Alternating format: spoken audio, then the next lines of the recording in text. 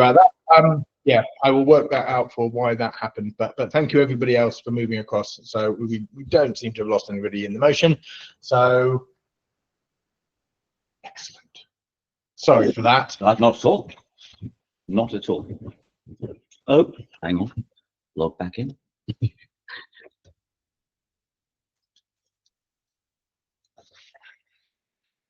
Repost the TED talk then. Okay. Yes, I will find it. Right then, ready? Yes, good. Okay. So we've got a camera on this. We do. No, that's okay. We do somewhere. So right, we're going to talk about the walls of interference. So the camera's on Sue. first. Just bring it over here. Please do. Scott's now cameraman. The first wall. Yeah, got it. Look at that. The first wall is cognitive interference. So this first appears when we're young, and adults tell us to stop asking why all the time. So if you think of looking back at what we've got on the screen here, and we also see this at work. This wall gets thicker when we are given tasks without context. We have information hoarding in silos and unnecessary complexity. All of this interferes with our natural curiosity. The second wall, spins, is emotional interference. We first experience this when mum and dad say, be careful, you might get hurt. Don't do that. At work, the wall thickens because we have fear of mistakes and we have psychological insecurity. Our brains switch into survival mode, which reduces our ability to think. This wall inhibits experimentation. The next wall is structural interference. At school, we've always discovered things together, and then suddenly we are placed into neat little rows with individual desks and told not to talk to each other. At work, the wall gets thicker because of approval chains, departmental silos, performance reviews that focus on individual achievements. All of this inhibits collaboration. So if you see that middle box there, the flow of ideas, all of a sudden that is completely constrained, and we are unable to continue to have great ideas. And the final wall is leadership interference. This happens because we have a lot of command and control around. When leaders solve every problem, we become the problem. When we as leaders solve every problem, we become the problem. And what we do is we train everyone else to switch their brains off and wait for instructions.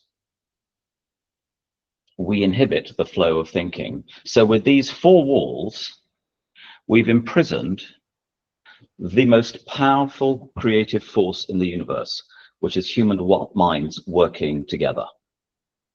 So the delivery of value that I show up there in the blue box becomes the delivery of looking busy.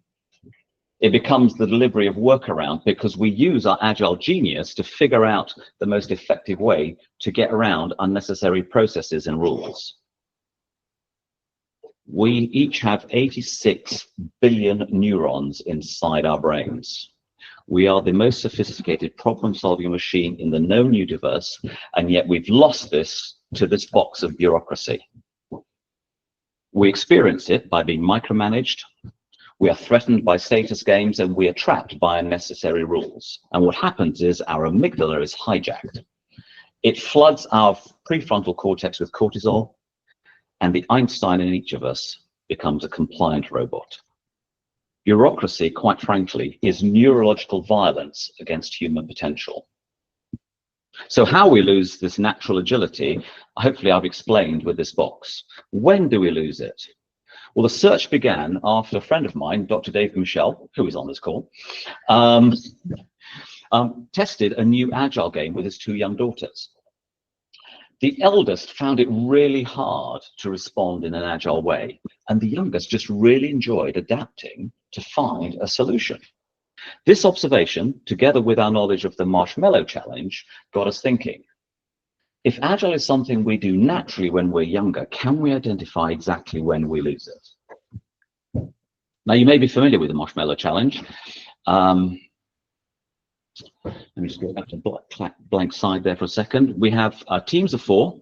They have 18 minutes to construct the tallest structure using 20 bits of spaghetti, tape, and string, and it must support a marshmallow on top. Now, let's say you've got 2 teams, 5-year-olds who can hardly spell their name, and a bunch of MBA graduates from the best business schools in the world. Now, this experiment has been run thousands of times. I do this with my scouts. And you do this with your scouts. Amazing. So you know who wins. They love it. Who wins, right? Who is it that wins? The youngsters, the kindergartners, every single time.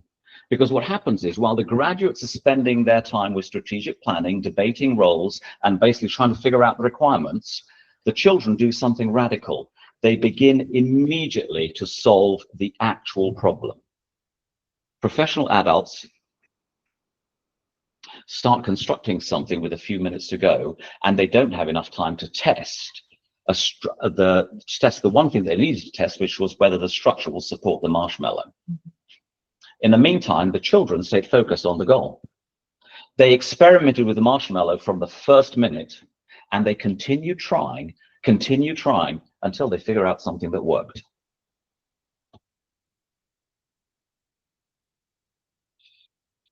At what point between kindergarten and adulthood do we lose it? Do we lose this ability? So I came across some research conducted by a guy called Dr. George Land. In the 1960s, NASA asked Dr. Land to create a test to identify creative genius amongst their engineers and scientists. Following on from this, he was basically interested in whether genius was innate or learned. And if innate, when did it disappear? He decided to use exactly the same test to find out. And the first thing he did was he tested this on 1,600 5-year-olds. 98% scored at the genius level. Same test for NASA. 5 years later, he tested the same children, and now at age 10, only 30% registered at genius level. Another 5 years later, at age 15, only 12%. Having tested this with over 1 million adults, he found that the adults, only 2% registered as genius, just 2%. So what is the true cost of this? We were talking about this at the beginning of what should we be doing together as humans? The true cost of this is that right now humanity is innovating and problem solving faster than ever in our history. Would you agree? Yep. And yet only 2% of us are operating at that genius level. I wonder, could we unlock a little bit more? What if we went from 2% to 4%? A very small increase. Climate change, poverty, disease, clean energy, clean oceans. I think we could solve problems in months instead of decades. And wouldn't it be fun trying to make that happen? Should we give it a try? Yes. So I'm going to ask you to do, now, if you're on your own, it's going to be kind of interesting, this, because this is really designed for, this little exercise designed for all of us in the room. But if you watch what happens in the room, hopefully this will help. So what we're going to do is prove to ourselves that the 5-year-old genius is still alive with this little group experiment. So the first bit you can do at home. So here's a scenario. Your friend has just called you in a panic. They're getting married tomorrow. They have to give a speech. Now, the speech is written, it's absolutely fantastic, but they are absolutely terrified of public speaking. So much so they've confessed to you that they would really rather their fiance did not show up tomorrow. Oh my goodness. Okay, this is round one. You can all do this on your own. I'm going to give you 30 seconds to figure out how you'd help them. By yourself, no talking, no looking around, just you, your brain, and that panic friend. Okay, are we ready? Go.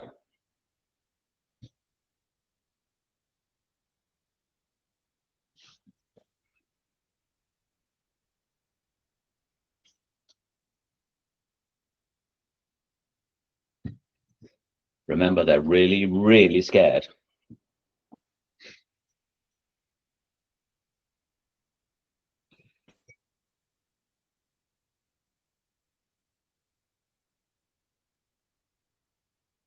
Okay, and time. Okay, thank you for that. How many came up with an idea? Hands up if you've got, great, you've got an idea. Yep. Fantastic. Yes, great, fantastic, thank you. How many of you came up with something along the lines of just breathe? How many came up with something like be yourself, you'll be great? And how many use the old adage of just imagine everybody in the room naked? That was my first idea. My mum said that to me when I did my presentation as a kid. Okay, now how confident is brilliant. Now, how confident? We won't shout out all the ideas because that would be awesome if we could, but we don't have time for that. So what I'd like to know is how confident are you that you could actually help your terrified friend? Okay, I'm not seeing many hands. 0 out of 10 on that. Okay, I'm not seeing many hands. Great. Okay, this is round 2 then, and again, you'll be able to observe what happens in the room. Because what I'd like you to do now, I'm going to give you 60 seconds this time. What I'd like to do is to turn the person in the room. I think the 3 of you work together. Yeah. That would be great. Turn to the person next to you. It's the same problem. This time, however, you're going to solve it together, but we're going to use kindergartner rules. So, number 1, we build on each other's ideas. Number 2, no judging. Number 3, play with possibilities and get weird. And number 3, speed over perfection. I'm going to give you 60 seconds this time. You ready? Okay. Yeah. Save your friend. Go. Go on, Alex. Well, I was going to remind them that they're at the wedding. Everyone loves them. So that was kind of step 1 in my mind, like reassure them, make them feel good. Okay, I'm thinking slightly outside the box. So, really good friend. I love the friend. I want to help the friend. I'm going to sit under the table and I'm going to tell them what they need to say. And I was going to introduce them to 11 Labs and get it to basically do an AI voice in their voice. 30 seconds. Keep going. And keep building. And then just present that. AI hologram. It doesn't, and a hologram. Yeah. Going on and. Yeah. And yeah, well, there you go. So they can sit under the desk. They can just reassure them. Just reassure them. 10 more seconds. Keep building. And Sue. Oh my goodness. But this AI person needs to be in their voice, Yes. not in a robotic voice. Yes. Yeah. And stop. Okay. That was great. So the first thing, hopefully you could experience that. I mean, I'm buzzing. Hopefully you could experience that on the call. But did you feel that energy? Yeah. Yeah. Yes. That's what happens. That is what happens when ideas flow between brains. So obviously we have this. How many of you feel you have a different solution to the one you had before when you did it on your own? Totally. Yeah. Brilliant. How many enjoyed the process? Yeah. Yeah. I can tell, I think the 3 of you certainly enjoyed the process. How many of you think that you have something that between you might actually help them overcome their absolute terrified fear? I've got a yes here. Yeah. I mean, I hadn't even thought about dealing with their fear. I felt about. Yeah, I don't think that would overcome their fear at all. But I think it would help their problem. Yeah. Right. that thing. Still got the fear. Yeah. It's always going to be there, isn't it? Yeah. So here's the big question I have for you: is how much do you feel that you've just developed an idea that you actually never would have come up with on your own? Yeah. Would you feel that's true? Yep. Yeah, because I literally went down just technology. That was all my brain did. So there we go. Okay, so this is the truth. In 60 seconds, with the first people that you could find, you solved a problem. Here's what happened. You didn't worry about being right. You didn't worry about following proper channels. You just started flowing. You started flowing until you found something that felt right. Now, I only gave you 60 seconds. You could have spent a bit more time on that, but just in 60 seconds, you did all of that. Now, this feeling that we have right now in this room, this is the natural flow of ideas between brains. I believe this is natural agility. And we can access this anytime at work, at home, in our social clubs. Because Agile is simply figuring out the most effective way of delivering outcome within valid constraints. So what I've done is in here, A bit further down. There we go. in there are some ideas. Product placement. In here are some ideas on how to remove the box of bureaucracy and restore our Agile genius.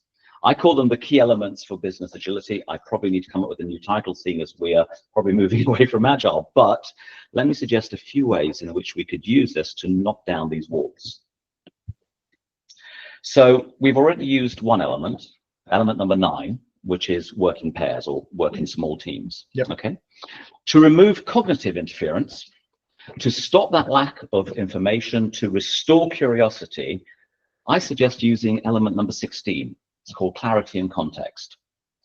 So it's not just about understanding what we need to do, it's about understanding the why. And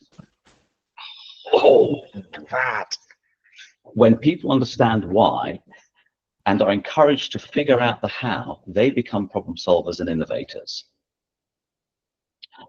Removing emotional interference, removing the fear and restoring experimentation. Well, we could use element number 17, which is called pilots and experiments. When we hear people saying, well, that won't work, we'll just say, well, why don't we try? Let's just give it a go. And the fear of mistakes and the fear of failure is transformed into positive expectation. To remove the third wall, the structural interference, and to restore collaboration, we could use element number 19. There are 21, by the way. And element number 19 is end-to-end ownership. When everyone is motivated to see a successful outcome, everybody is working and doing everything they can to achieve it. And ideas now flow, if you look back at the chart, ideas now flow from problem to solution in minutes and not months. And finally, if we want to remove leadership interference and further restore the flow of ideas, consider element number 5, which is called modern leadership. Leaders are encouraged to ask, how can I help? Instead of, why isn't it done? And when we stop managing human potential, we start unleashing it. And we go from being trapped back to being Einstein. That is being agile. Now, I know some people will be thinking, well, this all sounds a bit risky. And I've written lots of stuff about this because I think this is really, really important. What's going to happen if we don't have controls, if we don't have process? Won't we miss things? Won't we lose things? Won't we mess things up? The truth is, done right, agile reduces risk and strengthens good governance. Now, how is this possible, I hear you ask? How is this possible? I'm glad you asked. The reason is because we learn with agile, we learn to trust and use our incredible brains. So let me ask you, do you use a risk management framework every time you get in the car to drive somewhere? Has anybody ever used approval gates for lane changes? Or maybe escalation procedures for yellow lights? No, and why not? The reason why not is we do something infinitely more sophisticated. Firstly, we develop our competence. Secondly, we pay attention. And thirdly, we adapt in real time. Traditional risk management doesn't understand this, but you all do. Working with agile elements, everybody on the team is a risk sensor. One of the best project managers I know, a guy called Kevin Thomas, does not spend a lot of time on risk registers. His team deal with issues as and when they arise. Everyone's brain, when not interfered with by this box, processes thousands of variables every second. When work is visible, when teams own the outcomes, problems are spotted immediately when they're still small and they're still cheap and easy to fix. To close, I would like to tell you the story of 4-year-old Ian Barclay. One day in 1969, he and his mum were walking into the town of Romsey to do some shopping. They had to walk because the buses were not running. And the reasons the buses were not running were because one of the double-decker buses got stuck under a railway bridge and stopped all the traffic. You can imagine 4-year-old Ian was not particularly happy with all this. And his mom promised that, on the way back, don't worry, we'll get a bus because it will be sorted. Anyway, the buses were still not running when the shopping had finished. And as Ian and his mum walked back under the bridge, the bus was still there. And there was a conductor there trying to figure out what to do. As he walked past the bus, 4-year-old Ian noticed that the tyres were as tall as he was. And an idea flashed in his head. This is a true story. An idea flashed into his head, and he started calling out to the conductor, "Take the air out of the tires." 1969. His mother, very, very embarrassed, told him to be quiet, but 4-year-old Ian didn't have any inhibitions. He knew he just needed to get his message across, so he kept shouting. His mother just hurried him along, and poor old Ian never got to see his idea implemented. 30 years later, Ian was driving back to Romsey to visit his mum, and he was listening to a local radio station. On it, a DJ was telling a story about a little boy who one day shouted out a solution of how to get a bus unstuck. 30 years ago. You see, we're born agile, and we must reclaim it. So we have covered, we've covered 3 points. We have spent over 20 years telling each other that we need to be more agile, but you all, like Ian Barclay, like those kindergarten kids with the marshmallow, like those 5-year-old NASA geniuses, you, like them, were born to figure out the most effective way to deliver an outcome. Number 2, therefore, we don't need to teach people to be agile. We need to help them rediscover their inner agility. Each agile element helps remove the interference to the flow of ideas. And number 3, we will reduce risk and increase control when we return to being naturally agile. The greatest untapped resource in our organizations, I don't believe, is blockchain or AI, in spite of what everybody wants us to believe. I believe that our greatest untapped resource is the dormant agile genius inside the teams already on your payroll. So I recommend that when you next rock up to work, regardless of your role, pick one element, just one, and use it to start removing the interference to the flow of ideas. Use it to help yourself and others to remember that you were born agile. And I thank you for listening. What a box. Excellent. Thank you so much, Alistair. That was really, really good. So apologies if it was a bit jerky on the video, because I was trying to move around the room so you could see the box and see Alistair and some bits of it and stuff. But I don't think our AV thing is quite up to the drama of the box being constructed and then destroyed. So It was fairly dramatic. I loved it. I loved it. It was great. Who has a question for Alistair?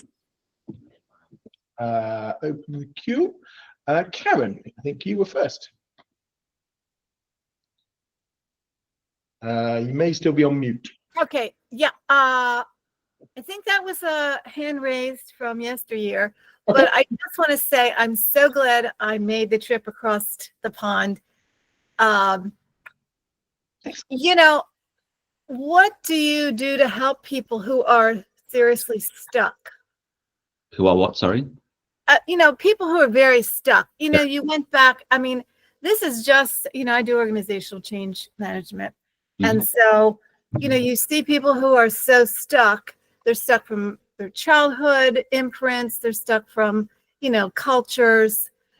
So any great example of someone you worked with who's really stuck, say, from childhood imprints, organizational imprints, and you were able to help that person open up through your methodology, and I will buy your book. Oh, that's very kind.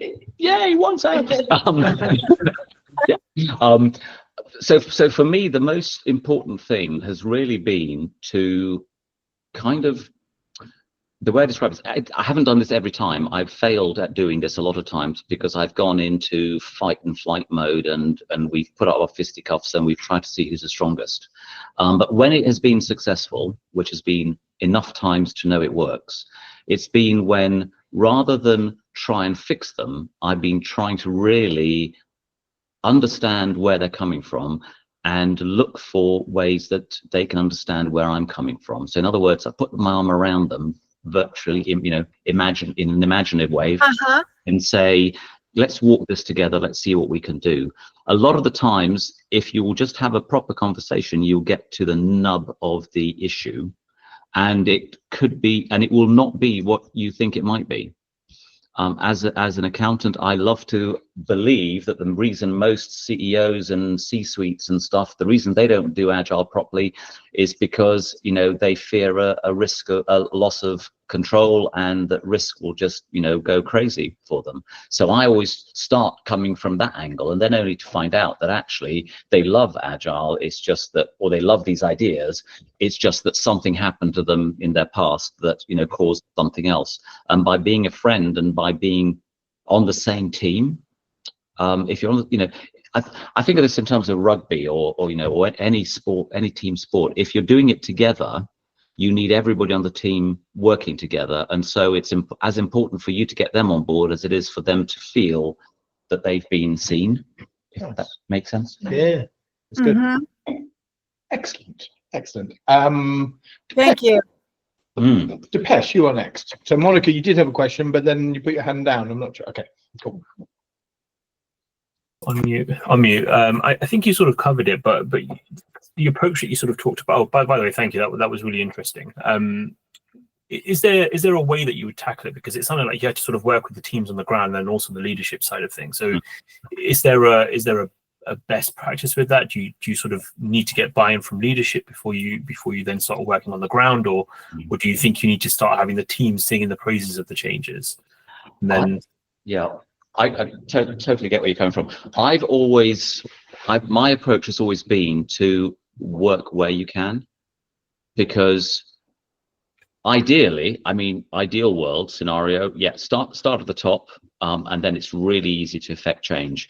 One of the things I'm doing at the moment is writing a lot of stuff around agile and finance. If we can get the finance teams to think in this way, then the rest of the organization will just follow, because every report you do, every time you come up for, you know, performance appraisals and so on, it's just all going to flow and make sense.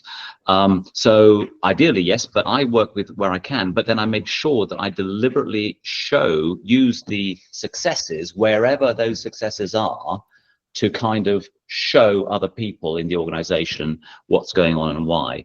And I'm always got an eye on how I can use these experiments and these successes, these outcomes, to influence people up the organizational ladder to you know, to see it, and then we can have proper conversations as to what's stopping you. You know, ask that question: what would stop you from doing this, and let them really explain what's stopping them, and then work out how, either why there's a misconception or how you could help them to solve it. Does that answer that? Yeah, thanks. So I've got a question / statement, which isn't obviously a good question. So that it feels like that getting back to being born agile, being creative, has elements of kind of, to fix it, is sort of cognitive behavioral therapy. It's sort of how we get taught not to be messy. Yes. Which is why we stopped doing painting. We get taught to do all those different things. Like how do we do that without it feeling too therapy? That's a really good question. I haven't thought about it in terms of that. For me, I suppose for me, in talking to people about, you know, you can't start, you know, there's 21 elements that I have sort of, basically it's my version of agile without the jargon, agile without the framework. So it's things like, you know, not even adaptability isn't even one of them, just to show you how crazy this is. But it's things like working in teams. It's things like, you know, modern leadership. What does that look like? And it's about finding the one element that people can go, oh, that makes sense. Okay. So it might be curiosity and learning. It might be that it's actually continuous replanning, which I think is one of my favorites. Yeah. Because what you're doing is you're then saying, well, let's just try and deal with this budget thing by changing a little bit how we do it. I'm not going to throw everything out, but let's do this. Now, why are you worried? I'm worried because of lack of control. Okay, great. Let me show you why I don't think we're going to do that. Was it worth an experiment? It's that kind of thing. So it never feels like therapy, because all we're doing is we're reminding ourselves, like you guys did when we solved your friend's crisis. That wasn't therapy, but that was a change. That I showed you how to use just one of my elements, or one of the elements, not my element, right there in the room. Yeah, so people get to select things which feel like the things which are the right things. It's the thing is, I find it just feels natural and normal, and Yeah. and what you end up with is, God, I remember doing that when I was younger, or why haven't we doing this before? That's what it feels like, rather than I'm into my lair. let me analyze your brain. Yeah. Excellent. Excellent. Thank you. David? If I can find the mute. Yes, yes, got it. Yeah, actually jumping on what you just said, because and Alistair, yeah, thanks for the talk again. And we talked about this many times. And as you know, I've seen this with my own daughters, as you mentioned earlier. But I guess, wow, a slightly pessimistic view, I guess, is that I found that, and I'm doing a gross generalization here, right? But I'm keen to hear what other people in the call think about this, because I basically found two types of people in life here. There's some who basically still at the back of their mind, they feel like the way we're working is not right. There's something wrong. And then when we come in, people like you and I come in and we just present those kind of things. It doesn't need much to trigger like, yes, right, that makes sense. It's like as if very little was missing. They just never came across agile ways of working, or never even heard the term perhaps, or and they kind of unconsciously already convinced. You just need a little push, right? And they go, yes, that right, of course, that's what makes sense to me, right? And I was probably in that category when I came across this stuff, some 20 years ago. But I also find some people are just kind of too far gone. They've been so ingrained in, they don't really want to change, right? And I've had this at work recently. I'm like, well, guys, it's going to be hard to change if you don't want to change, which sounds like a silly statement to make. But if you don't want to change, nothing's going to change, right? So, and I don't know if that resonates with people, but I found that and again, I'm generalizing here, right? I found there's people who are kind of convinced already about this stuff. They just haven't got the words or the what would you say? The mindset hasn't been, the awareness is not there. And as soon as you present it, it just clicks, right? And then some people are just never going to change in that way. I don't know if that makes sense. So my first thought on that, as you were talking there, David, is this: there's enough people like that first category to make us move from 2% geniuses to probably 20% geniuses. There's probably enough people there that if we could connect with them and help them, it would make all the difference in the organizations and the teams and so on that are working. So my first answer to handle that would be, let's start with them. Yeah. And because we can spend a lot of nervous energy, a lot of tension, a lot of angst, a lot of sleepless nights trying to figure out how to change somebody who just doesn't want to be changed. And is it our job to change people? I don't know. It's our job to show them a better way, but if they don't want it for whatever reason, then that's cool. Secondly, eventually, and this is, I talked to a CEO recently of an organization which he sold, a very successful organization, and he had the same situation. He had exactly what you were describing there, David. And he just basically said, look, this is how I want everyone to react and to behave and to work together. Most people loved it and stayed with it. Those who didn't want to join, he said, well, if you want to leave, then that's okay. I'd be sad to see you go, but sometimes there's no point in having somebody, on my rugby team who's got a fear of being tackled or whatever it is that they've got a fear of, which sometimes you say, maybe there's a different sport for you. Maybe there's a different place to be. I don't know if that sounds too harsh. I actually mean that with care, because they're just in the wrong place right now. Mm-hmm. Yeah. But let's start with all of those enthusiasts who we can help. And then maybe the remainders, there are some who just can't be changed. The remainder will be, the late adopters, and but they need the evidence from the rest of us. Yeah, and then you'll always have some laggards. Yeah. I mean, like the word laggard itself, like makes everyone think about. I don't want to be one of them. I just feel like they're over there. Excellent. Cool. Any other questions for Alistair? I've got one. Go for it. Yeah. I can see the two extremes in the point then that you made. With a current corporate client that I'm working on, I've got a variety in the team, some that don't want to change and some that do. And what I've found is that this one person that doesn't want to change, I've actually realized the problem with Agile is that they feel it comes with a framework. Some even people think it comes with a process. And as soon as I was like, well, think about more exactly what you're bringing out in this book, more about the agility of how your team can be more agile rather than to do with sprints and the cycle. So and it's actually started to bring him with us. Great. He calls it agile with a little a rather than a big A. Do you know what I mean? Whatever helps. And but it is often trying to work out how you can tease Absolutely. in between it. So, Absolutely, it is. I think that's exactly right. But it's just about having the courage to have the full conversation. Yeah. And we can only have that full conversation when we truly understand what we personally mean by agile. Do I mean a stand-up, a Scrum stand-up? Exactly. Do I mean that when I mean agile, or do I actually mean, well, figuring out the most effective way that we can deliver this outcome given all the constraints that we have around us?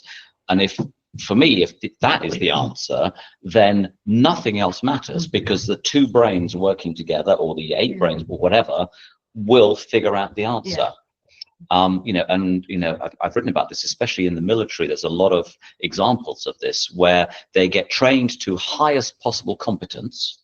They're given confidence and cover, and then they are asked to deliver the how when they understand the what and the why. Yeah. And the military is absolutely full of examples of that. And then you just have genius answers to the question, genius answers to the problem. Yeah, that's interesting. Yeah. Cool. So two more slides, and then everybody can go home for their dinner. So let me try and share it on here. Go. Come on. There we go. So there's a talk. Thank you, Alistair. So one of the things we realized from previous meetups as well that we run, we do share shout outs to lots of different places as well. So apologies if I've missed some on here, but these are some of the ones which kind of popped up for me, which are coming up. There is a session in Reading tomorrow, which is Thames Valley Tech, which is their startup or restart themselves. They're doing drinks at Brewdog tomorrow. If you want to go to that.